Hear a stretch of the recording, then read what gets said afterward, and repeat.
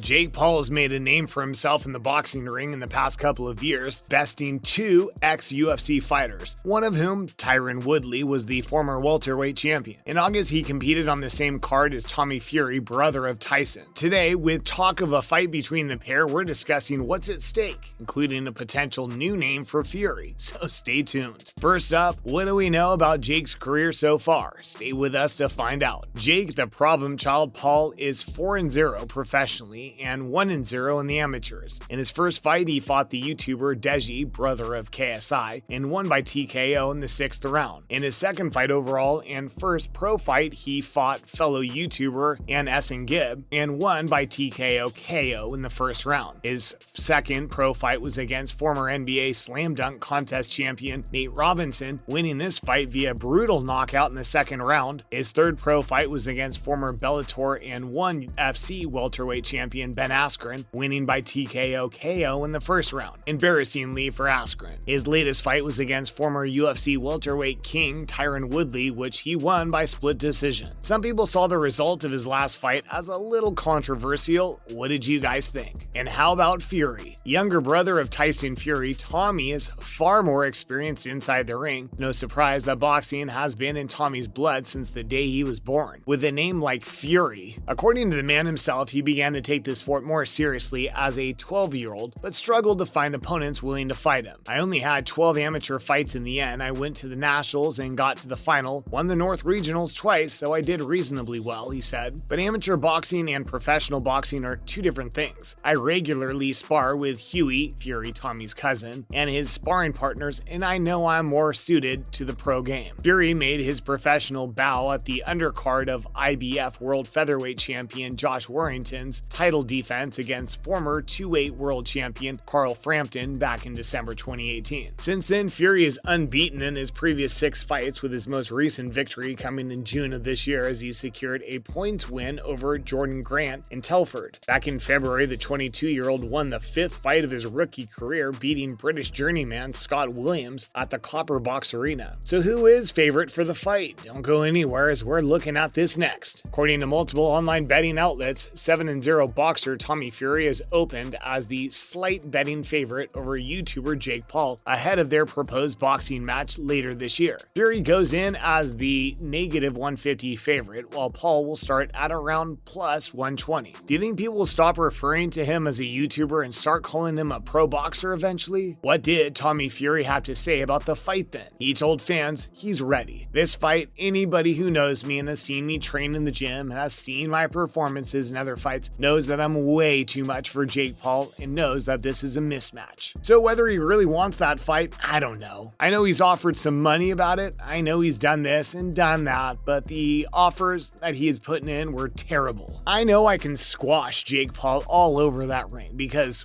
what is he? He's a YouTuber and he's gotten into boxing. He's a man with a pair of boxing gloves. He ain't got no talent. What has he got? He saw that in the Tyron Woodley fight. He was doing 8 rounds. Woodley never threw a punch, and Paul got gassed out and he was looking at the clock every round. So what's he going to do with me? He's going to be pressing him every second of every single minute in that fight. He's going to crumble. That'll be the end of him. Fury certainly sounds confident then. How do you see it playing out? Tyson Fury also chimed in according to their dad as it happens. Tyson, his brother, said, "Right, we'll kick the S out of you as well if you lose the fight against Paul. So, no pressure," his father John said. "Language, please, champ." And what do we know about the contract? Don't go anywhere, as all will be revealed next. The contract Paul shared on social media, which he tagged Fury in, said Paul would pay a fighter bonus of $500,000 from his personal purse if Fury wins. Not clear if that was all the new deal included or if the previous $1 million offer was also raised. Either way, Fury was happy. Now, there is a stipulation involved as well. If Fury loses, the contract says he must legally change his name to Tommy Fumbles, and he would have to keep the name for no less than a year. So let's talk about the small print. Stay with us. Additionally, the contract states that if Fury is declared the winner of the bout, Paul hereby agrees to pay Fury $500,000 directly from his purse as an additional fighter bonus, which amount shall be payable by Paul to Fury no later than 1 business day following the completion of the bout, pursuant to wire instructions provided to Paul by Fury. However, if Paul is declared the winner of the bout, Fury whereby agrees agrees to commence within 30 days of conclusion of the bout an application process with the Royal Courts of Justice in the United Kingdom to obtain a deed poll legally changing Fury's name to Tommy Fumbles. Change within 24 hours of the bout all of his social media accounts to reflect the name Tommy Fumbles, and immediately after the bout utilize the name Tommy Fumbles in all forms of media, including, without limitation, all post-fight interviews and press conferences. Fury shall be obligated to retain the name Tommy Fumbles for a period of no less than 1 year from the date of such legal name change. This is pretty hilarious. Would you sign the contract? A chance to win $500,000 as the favorite, no less, but potentially have to change your name for a year? Let us know below. Next up, we talk about brother Tyson and his potential fight with Alexander Usyk. So stay where you are. Pro boxer and former kickboxer Chris Algieri believes Alexander Usyk presents the greatest problems for Tyson Fury than any of the other heavyweights in the division right now. Algieri says Usyk's mobility and ability to change rhythm easily will create problems for WBC heavyweight champion Fury, 31-0-1, 22 KOs, and the other top fighters in the division. Fury would like to fight IBF, WBA, WBO champion Usyk, 19-0, 13 KOs, but he's tied down with his upcoming rematch with Anthony Joshua in early 2022. Assuming Usyk beats Joshua for the second time, Fury could be an option for him if he's still the WBC champion by then. The World Boxing Council wants Fury to fight the winner of the October 30th contest between interim WBC champion Dillian Whyte and Otto Wallin. Fury still hasn't said whether he'd fight the winner of the Whyte versus Wallin fight. If he chooses not to fight them, he'll need to vacate or ask the WBC to make him the franchise champion. Who do you think is the next fight for Fury? Let us know in the comments. Next, some Ryan Garcia news. Ryan Garcia, 21-0, 18 KOs, is promising to return to the ring better in 2022 when he comes back from the hand injury that caused the cancellation of his November 27th fight against Joseph Jojo Diaz Jr. on DAZN. The talented Garcia, 23, was supposed to have surgery on Monday, but it's unclear if he did. He suffered a hand injury during a sparring session, and it was just bad luck on his part. Before that, the Flash had been out of the ring since January of this year when he defeated Luke Campbell. When Garcia does return to the ring in early 2022, he'll have been out of action for over a year. With that length of time off, it's unlikely Garcia's promoters at Golden Boy will want to take the risk of putting him in with a dangerous fighter like Diaz. It's tough luck how this year fell apart after his impressive victory over Campbell last January. That victory was supposed to lead to a title shot for Garcia against WBC lightweight champion Devin Haney. How do you see the American's future playing out when he eventually returns? And finally, we talk about Anthony Joshua, so stay with us. Anthony Joshua visited Eddie Reynoso's gym in San Diego last weekend, causing much speculation that he'll be switching up his longtime trainer, Rob McCracken, to try and save his sagging career. If everything were going well with the former IBF, WBA, WBO heavyweight champion, Joshua's career, people wouldn't jump to conclusions about his visit to Reynoso's gym. Things aren't going well for Joshua, and he cannot take another loss without it being obvious that his career is declining. He also lost to Andy Ruiz Jr. in 2019. What do you think the next step should be for Joshua? As always, let us know what you think about what we've covered today in the comments below. And remember to tune in next time. Thanks for watching.